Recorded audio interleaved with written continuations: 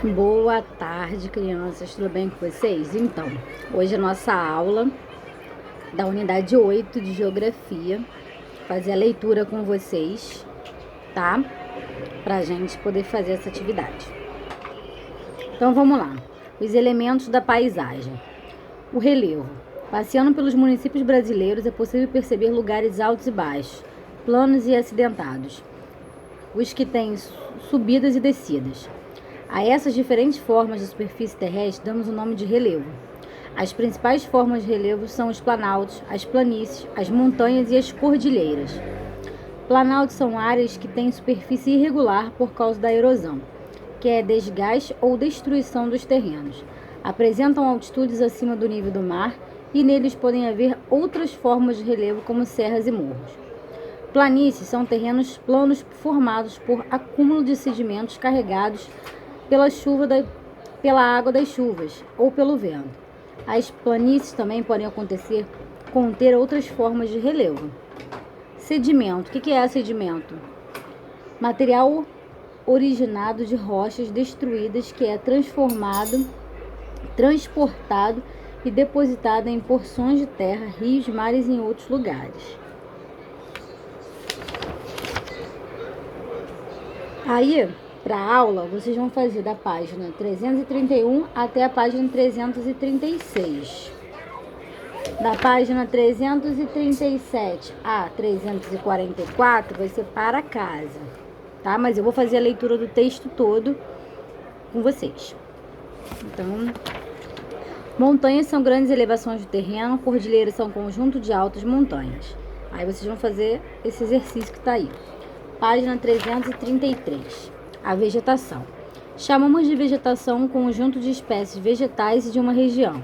As florestas, a vegetação costeira, os campos, os cerrados e a caatinga são algumas formas de vegetações encontradas no Brasil.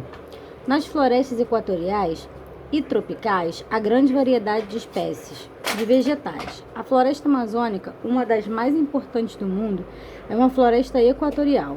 Nos campos, a vegetação é rasteira, formada por grama ou capim. Cerrado é um tipo de vegetação com árvores baixas de troncos retorcidos e plantas que crescem distante uma das outras. A caatinga é formada por pequenas árvores e arbustos que costumam ter espinhos. Essa formação vegetal é típica de ambientes muito secos, como o sertão nordestino. Ao longo do litoral brasileiro, nas áreas onde os rios se encontram com os mares, há os manguezais. Em geral, eles estão em terrenos alagadiços e têm raízes aéreas. Neles costumam haver mariscos, caranguejos e siris. Aí vocês vão fazer a atividade da página 334. Os rios e mares. A maior parte da superfície da Terra é coberta por águas salgadas de mares e oceanos. O mar é a parte do oceano que banha o litoral. Rio é uma corrente de água doce que corre para outro rio, para um lago ou para o mar. O lugar em que o rio nasce chama-se nascente. Foz é onde o rio despeja suas águas. Leito é por onde correm as águas de um rio. Afluente é um rio que despeja suas águas em outro rio. Riacho, ribeirão ou córrego são pequenos rios. Margens são as terras à beira dos rios. Todo rio tem duas margens, a margem da direita e a margem da esquerda. Nelas se encontram as matas ciliares, vegetação que protege os rios.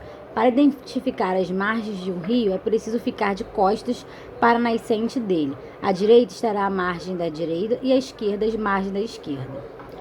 Vai fazer a atividade, né? Aí vem a importância dos rios. Os rios são importantes, principalmente porque fornecem água e o alimento para pessoas, animais e plantações. Possibilitam o transporte de pessoas e mercadorias por meio de barcos e navios. Podem ser utilizados para a produção de energia elétrica. As águas de muitos rios brasileiros são aproveitadas pelas usinas hidrelétricas. Essas usinas usam a força das águas para produzir energia elétrica que ilumina as casas, ruas, sítios, fazendas, movimenta máquinas, possibilita o funcionamento de fábrica, entre outras utilidades. A qualidade da água dos rios e a vida dos seres que neles habitam depende muito de nós. Diversos rios estão poluídos, principalmente porque esgotos são despejados neles. A sujeira e o lixo das ruas são carregados pelas águas das chuvas para o leito e muitas pessoas jogam lixo nos rios. Precisamos cuidar dos nossos rios para que suas águas não fiquem poluídas e para evitar a morte dos peixes.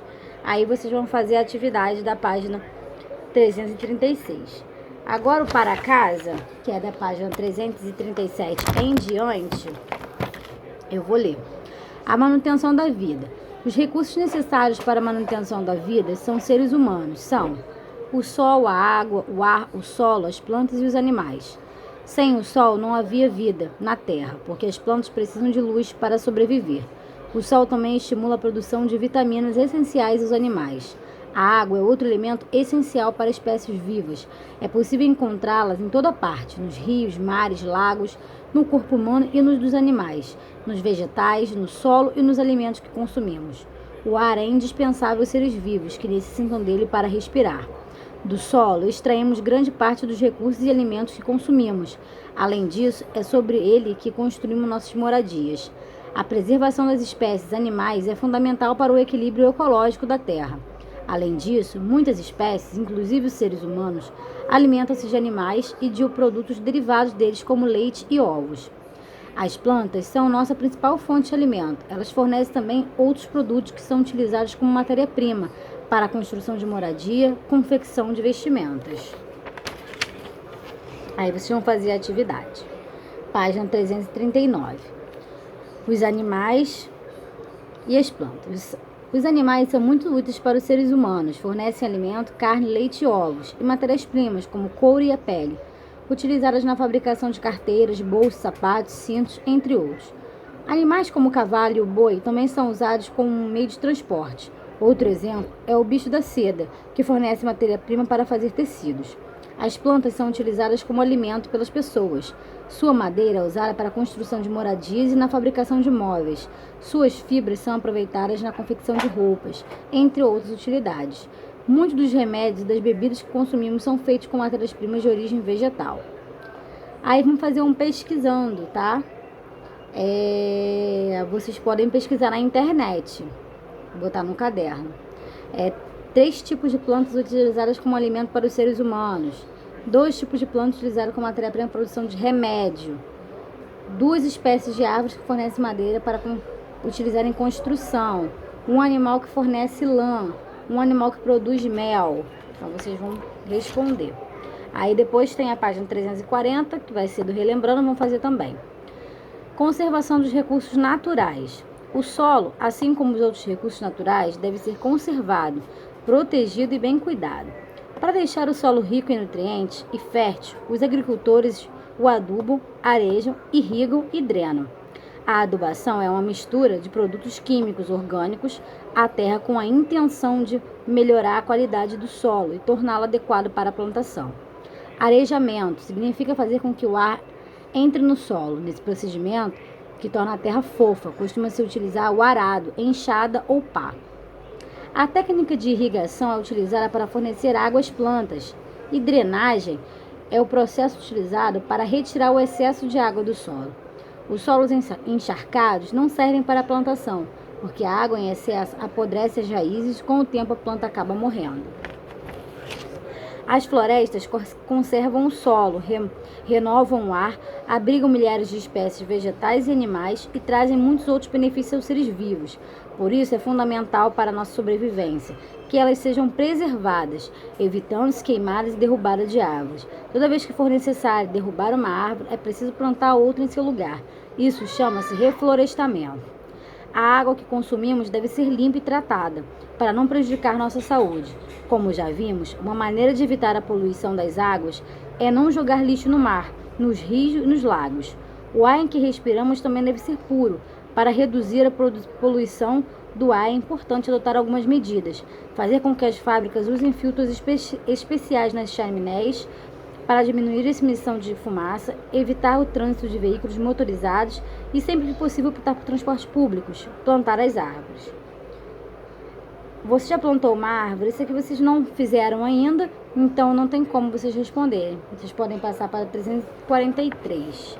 Aí vão fazer a página 344 e acabou nossa atividade. Então essa é a atividade de hoje, tá? Vou passar a correção do livro de matemática de ontem. A gente vai fazer a correção do livro, né?